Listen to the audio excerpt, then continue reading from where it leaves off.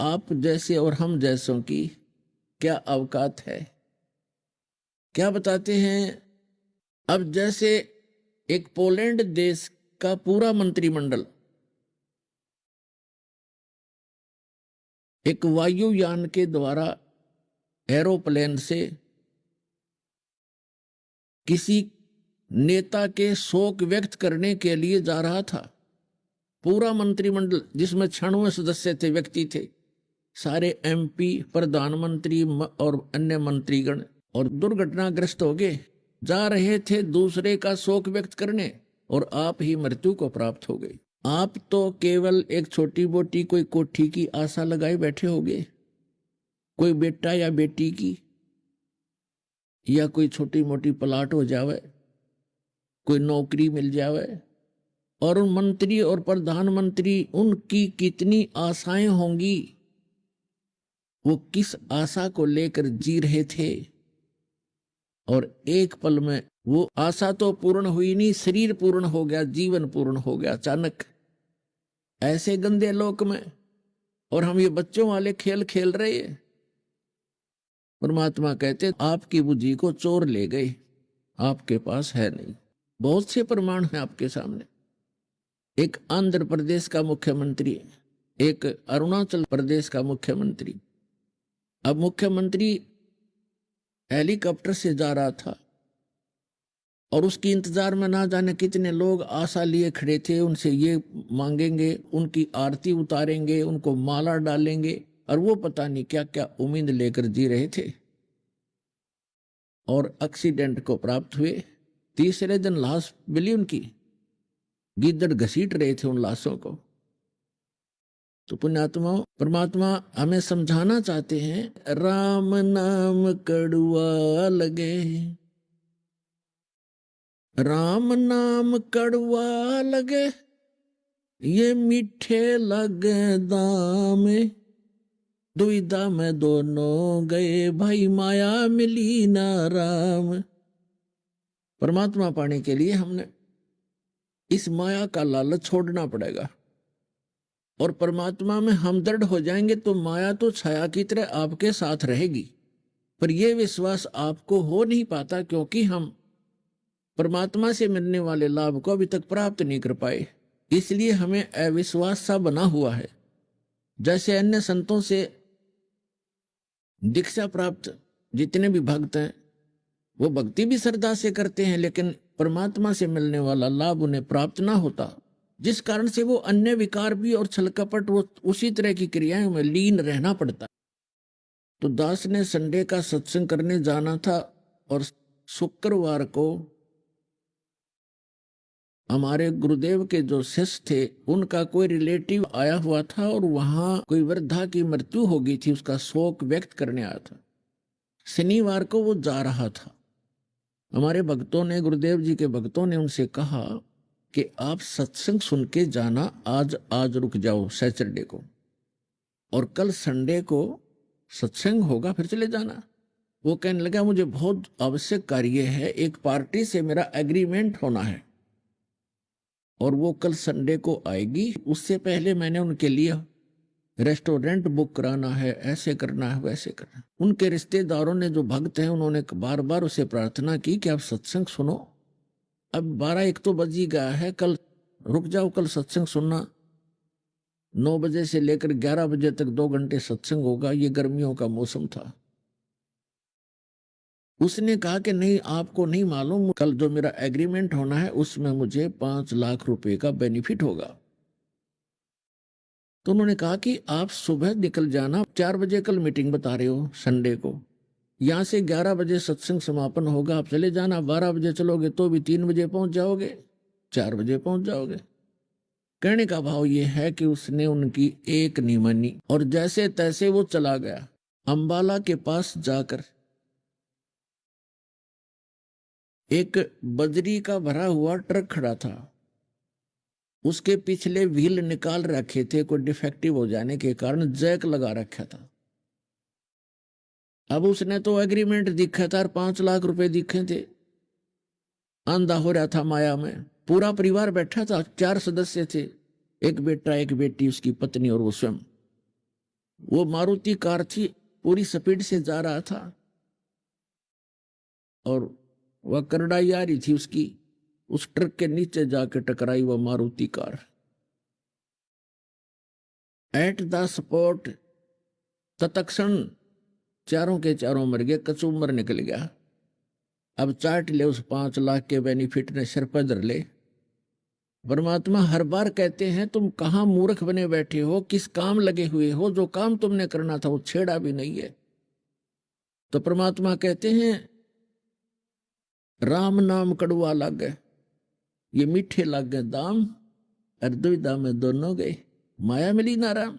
जब सत्संग के लिए रुक जाता वो बोंदू, तो वह करड़ाई टल दी। और वह कित भाग के जहां थे एग्रीमेंट वाले, उन्हें भी तो जरूरत होती है। उसको 5 लाख का बेनिफिट है तो उनको 20 लाख का होगा, जब उसको 5 का देंगे वे तो भाग के जाओ थे कित। और तेरे मस्तिष्क में लिखा है तो मिलेगा, नहीं तो नहीं मिलेगा। तो पुण्यात्मा इस अध्यात्म ज्ञान से और परमात्मा की शरण में आने से फिर पल पल पर आपको सहारा मिलना शुरू हो जाएगा। फिर आपको दृढ़ विश्वास भी होगा और परमात्मा में आस्था आपकी दृढ़ होगी। प्रथम भगवान होगा, बाद में संसारिक काम होगा।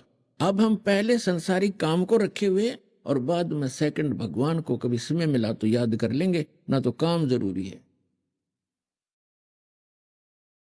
देखो काम अवश्य जरूरी है, कार्य भी करने हैं, लेकिन परमात्मा का सहारा मिल जाने से वही कार्य बहुत आसानी से होते हैं।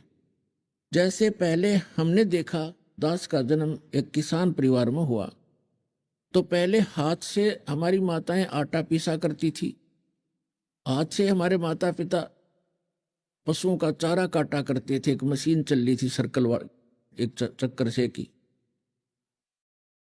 और फिर पावर का कनेक्शन ले लिया बिजली का। अब उस पावर से वही आटे की मशीन, वो चक्की, जब 1-2 घंटे में हमारी माता मुश्किल से 5 किलो पीस पाव थी, और 2 घंटे में वह 2 क्विंटल आटा पीस दे चक्की। तो कहने का भाव ये है, ऐसे ही पशुओं का जो चारा काटने की मशीन भी पावर से चलने लगी, कटाकट मिनट में ढेर लगा देती है। तो परमात्मा की पावर मिलने के उपरांत आपके जो कार्य हैं वो भी ऐसे पावर ही चलाएगी और बहुत ही अच्छी स्पीड से होंगे, घने होंगे। पर अभी तक आपको ये विश्वास बन नहीं पा रहा, क्योंकि आपको जहां से कनेक्शन प्राप्त है वो पावर हाउस नहीं है। वो तो की करके लटका तार बांध कर आपको कनेक्शन दे रहे हैं और उसको पावर हाउस बता रहे हैं। उदाहरण के तौर पर जैसे ये राधा स्वामी पंथ है, राधा स्वामी पंथ श्री शिवदयाल जी से चला, आगरा वाले से, पन्नी गली वाले से।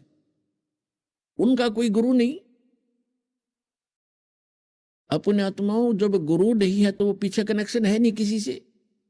तो वो शिवदयाल जी एक कीकर का लटका बांध रहा था तार, और उसे आगे कनेक्शन दे दिया सबको, और सबने ये लगा कि ये बहुत अच्छा इंजीनियर है और इसने ठीक से ही कनेक्शन ले रखा होगा।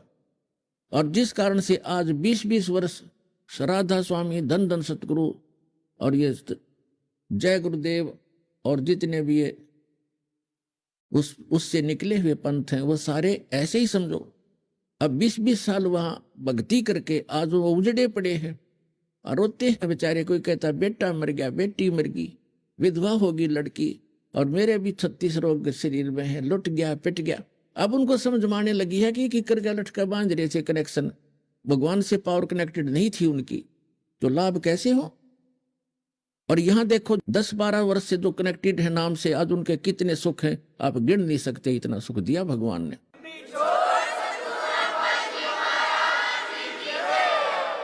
तो पावर से कनेक्शन होगा तो आपके सारे काम चलेंगे।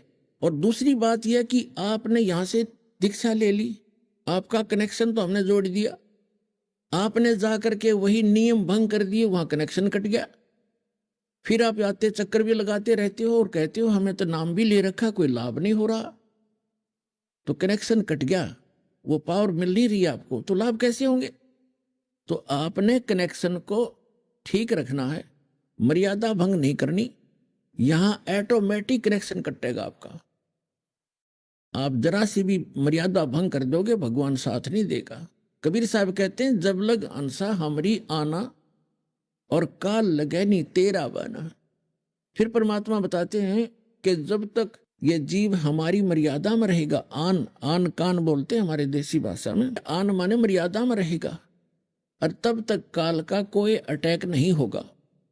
फिर परमात्मा बताते हैं कि 100 वर्ष तक सतगुरु पूजा, 100 वर्ष तक इस दास से प्राप्त भक्ति आप कर रहे हो और नियमित कर रहे हो। बहुत अच्छी बात है, क्योंकि आपका धन संग्रह हो रहा है। और एक दिन आन उपासी 100 वर्ष तक सतगुरु पूजा, गुरुदेव से सतगुरु से लेकर साधना जो कर रहे हो, 100 वर्ष सतगुरु पूजा, एक दिन आन उपासी, वो अपराधी आत्मा फिर पड़े काल की फांसी। अब 100 वर्ष साधना कर ली, एक दिन आस्था हटेगी, आस्था हटेगी तभी तो हम आन उपासना करेंगे। तो आप गए काम तय। वो क्या होगा कि आपकी आस्था हटेगी, भगवान से कनेक्शन कट गया, और उस समय आपके साथ एक धोखा और भारी बनेगा।